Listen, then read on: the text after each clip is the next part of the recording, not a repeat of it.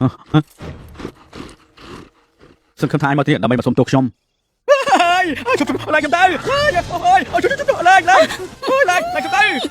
អាស៊ីឡើងទៅឡើង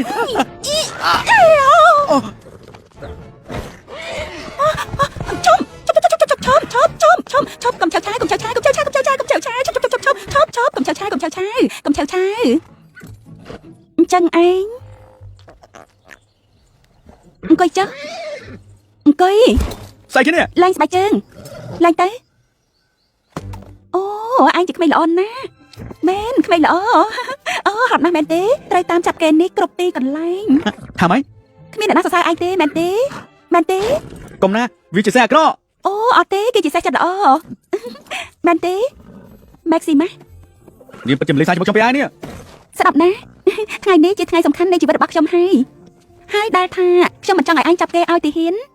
តែ24ម៉ោងតែប៉ុណ្្នឹងហើយក្រោយពីនឹងទៅក៏ដេញចាប់គេតាមស្រួលទៅណាល្អទេហើយវាជាថ្ងៃខួបកំណត់ខ្ញុំផងដឹងអត់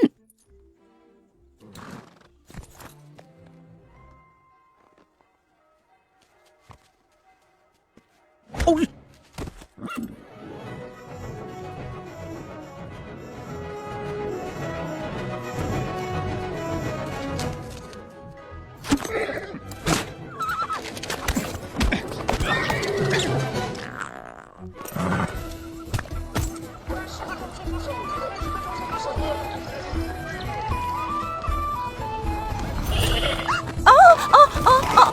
សំទោអូយណែឃើញទេអត់ទៅតបបីខាងម្លេះមែនអត់ដែរឃើញពីមុនមកទេមនុស្សស្រីអីសក់បីយ៉ាងនេះ